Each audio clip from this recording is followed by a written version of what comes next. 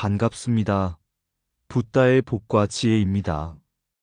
오늘 우리는 마음 공부의 핵심이자 인생을 밝히는 등불이 되는 한마디, 언감생심, 어찌 감히 그런 마음을 낼 수 있겠는가라는 말을 통해 부처님 가르침의 진정한 뜻을 함께 나누고자 합니다.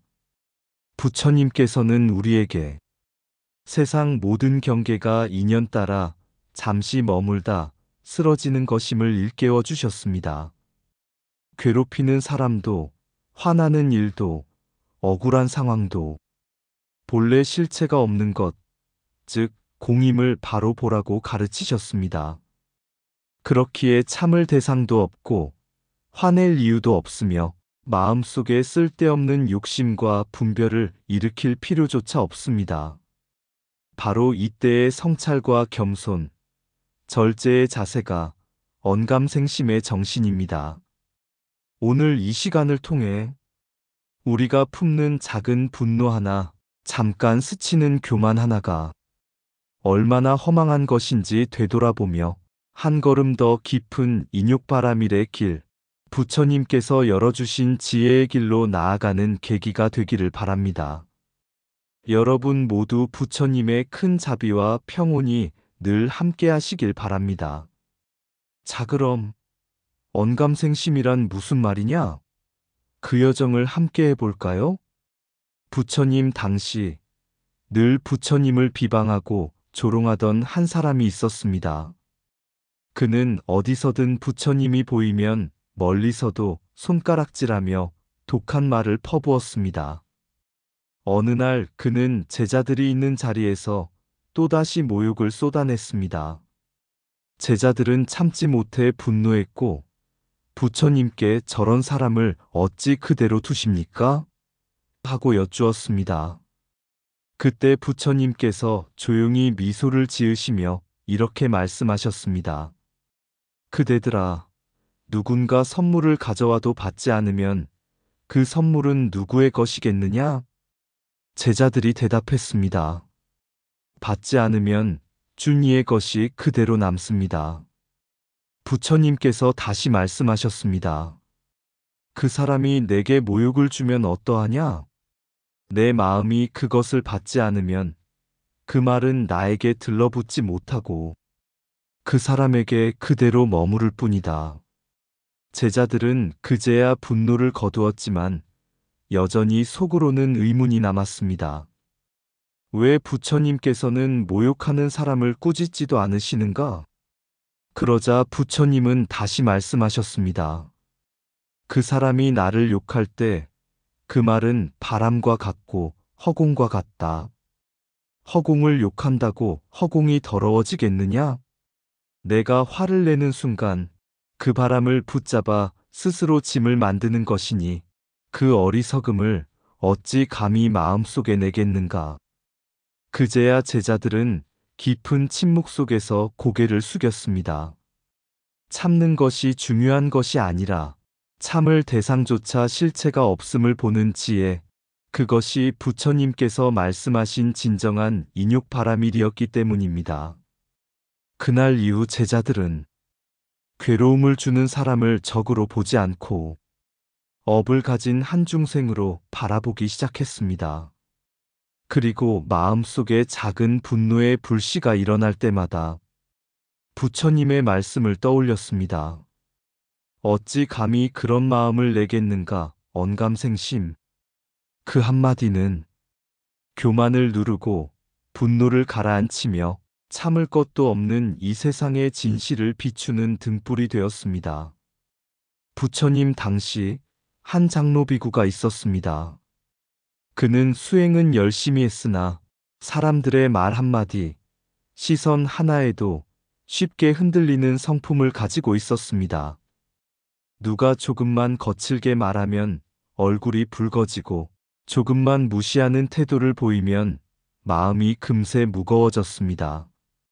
어느 날 한 청년이 절에 찾아와 장로비구를 향해 근거 없는 비난과 독한 말을 쏟아냈습니다. 비구의 마음속에서 화가 치밀어 올랐습니다. 이유 없는 모욕이었기에 억울함도 더 컸습니다. 참아야 한다는 것을 알면서도 목구멍 위까지 뜨거운 기운이 올라왔습니다. 그 비구는 화를 억누르며 부처님께 달려갔습니다. 세존이시여, 도저히 참기 어려운 사람을 만났습니다. 참아야 한다는 것은 알지만 기분이 뒤틀리고 마음이 무겁습니다. 이럴 때 어찌해야 합니까? 그 말을 듣고 부처님은 잠시 미소를 지으시더니 비구를 데리고 강가로 나갔습니다. 그리고는 잔잔한 물결을 가리키며 물었습니다. 비구여, 너의 분노는 저 물에 비친 그림자와 같다. 그 그림자를 붙잡을 수 있느냐? 비구는 곤혹스러운 얼굴로 대답했습니다. 그림자는 실체가 없으니 붙잡을 수 없습니다. 부처님은 고개를 끄덕이며 말씀하셨습니다.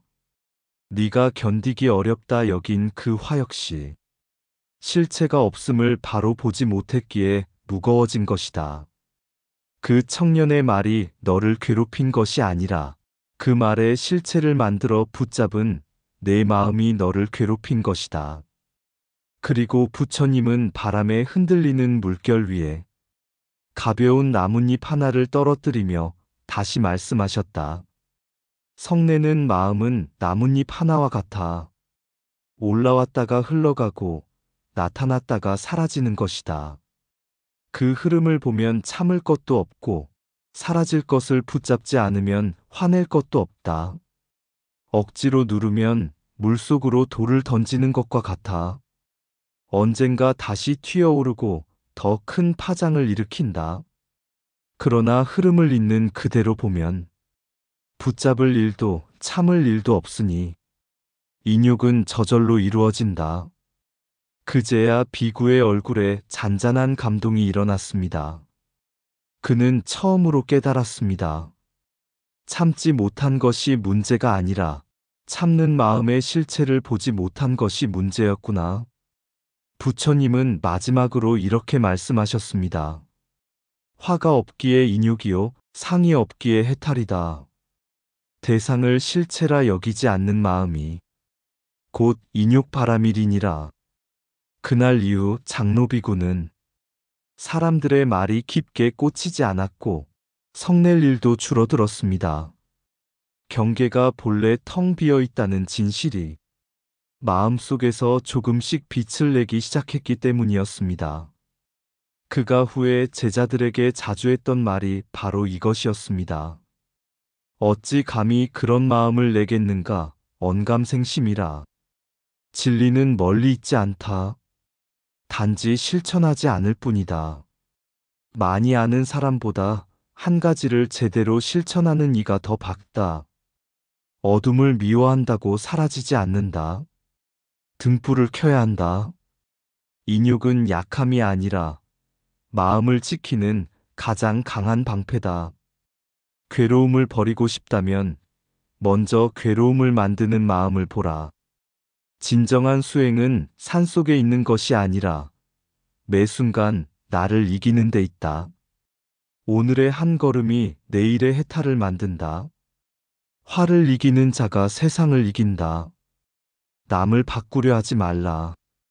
나를 비추면 세상도 함께 밝아진다. 마음이 고요하면 세상도 고요해진다. 말씀을 100번 듣는 것보다 한 번 침묵하여 마음을 보는 것이 더 깊다. 탐욕은 채울수록 목마르고 자비는 나눌수록 충만하다. 나에게 오는 모든 인연은 나를 가르치기 위해 온 스승이다. 올바른 길은 빠른 길이 아니다. 바로 보는 길이다. 진리는 깨닫는 것이 아니라 살아내는 것이다. 옛날 기원정사 근처에 한 젊은 수행자가 있었다. 그는 지혜롭고 마음도 바르지만 성격은 다소 급하고 감정이 쉽게 흔들리는 사람이었다. 부처님께서는 그에게 사인이를 닦아라 하고 말씀하셨다. 복인 먼저 눌러 다스리는 단계. 어느 날 한 마을 사람이 그 수행자에게 모욕적인 말을 퍼부었다. 얼굴이 붉게 달아오르는 것을 스스로도 느낄 수 있었다. 그러나 그때 그는 부처님께 들은 말씀을 떠올렸다. 거친 말에 불이 붙는 것은 내 안의 기름 때문이다. 그는 깊게 숨을 들이쉬고 치밀어 오르는 화를 먼저 누르기만 했다. 그 말이 옳은지, 그 사람이 어떤 마음인지, 상황이 어떠한지는 나중 문제였다. 우선 반응하지 않는 것, 그것이 복인의 시작이었다. 이후 그는 깨달았다.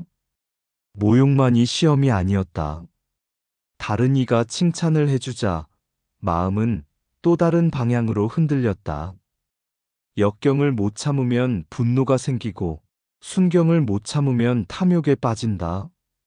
복인은 단지 참고 버티는 기술이 아니라 흔들리는 마음을 먼저 붙잡는 첫걸음임을 그는 배웠다. 유수인 마음이 스스로 부드러워지는 단계. 어느 날부터인가 그는 신기한 변화를 느끼기 시작했다. 예전 같으면 바로 얼굴이 굳어졌을 상황에서도 이제는 마음이 스스로 부드러워지고 있었다. 억지로 화를 참는 것이 아니라 화를 낼 힘조차 사라지는 경지였다. 그는 부처님께 이렇게 여쭈었다.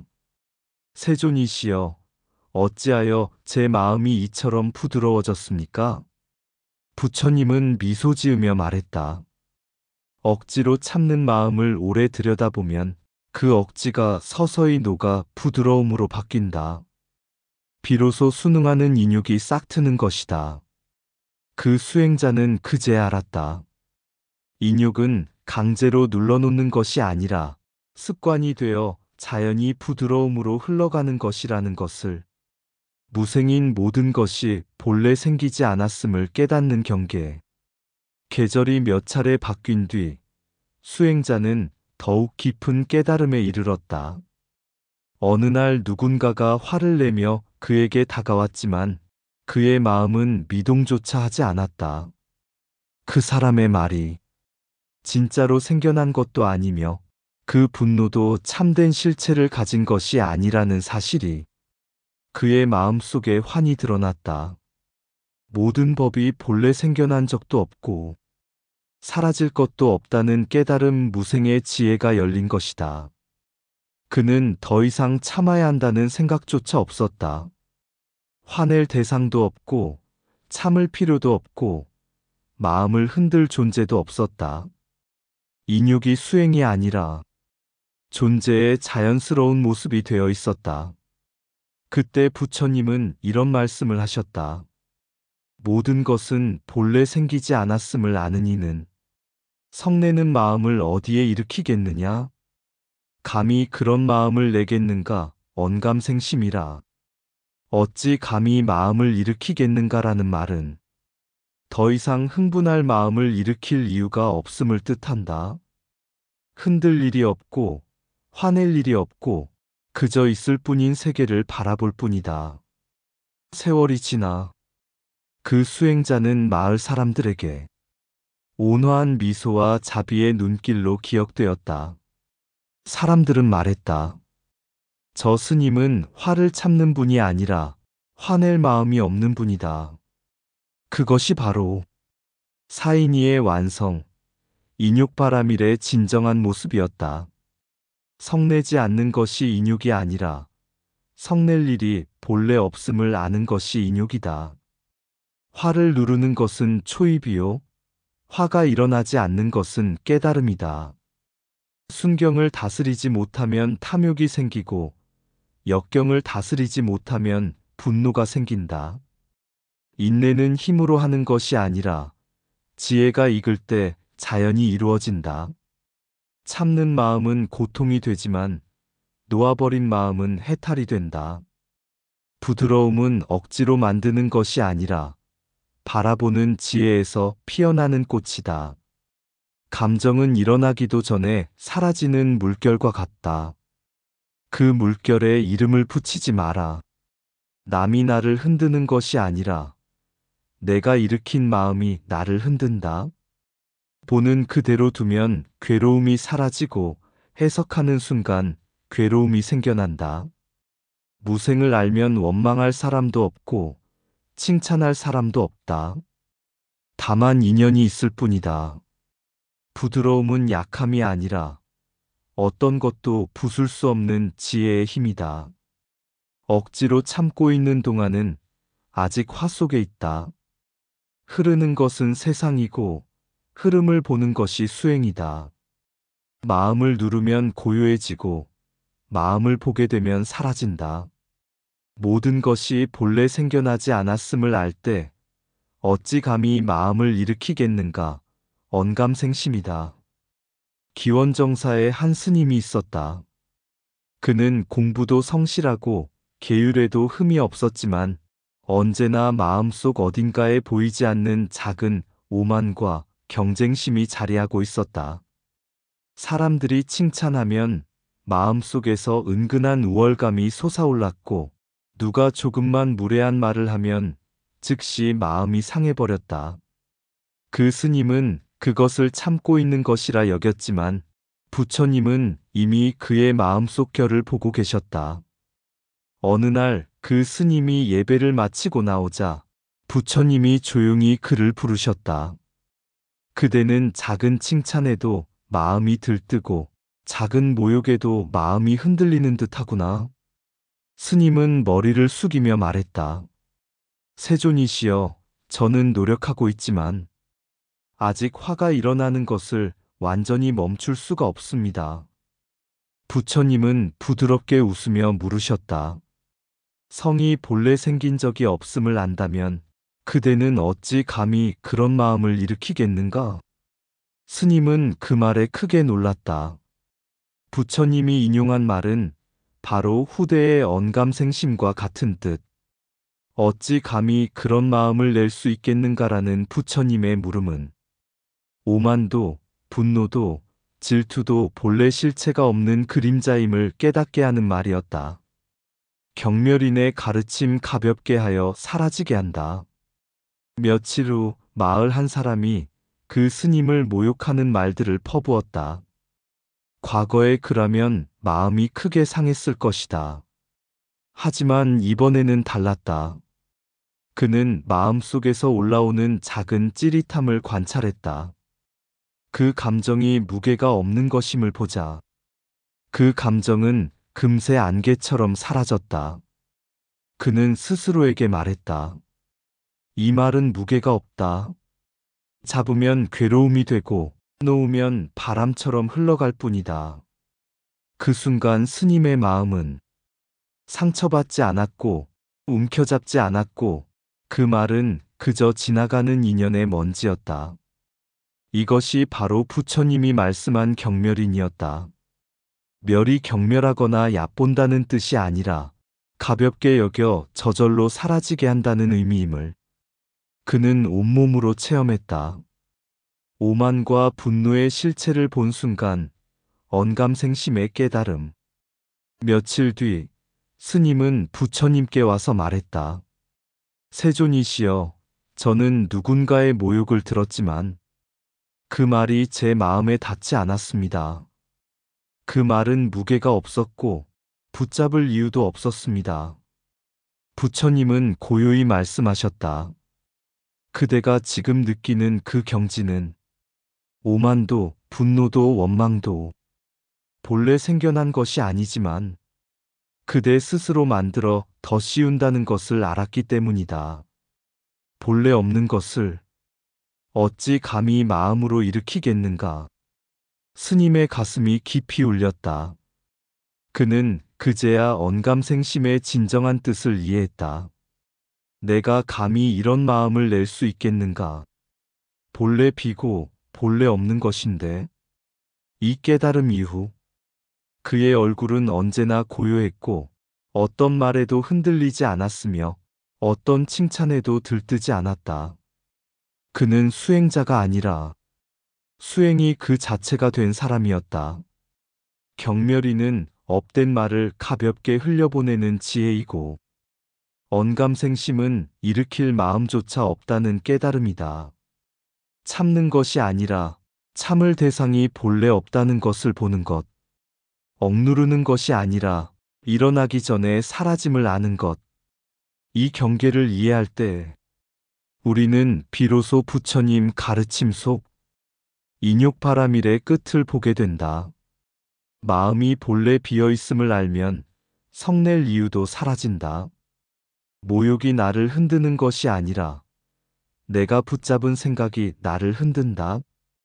칭찬이 달다고 들뜨지 말고 욕이 쓰다고 흔들리지 마라.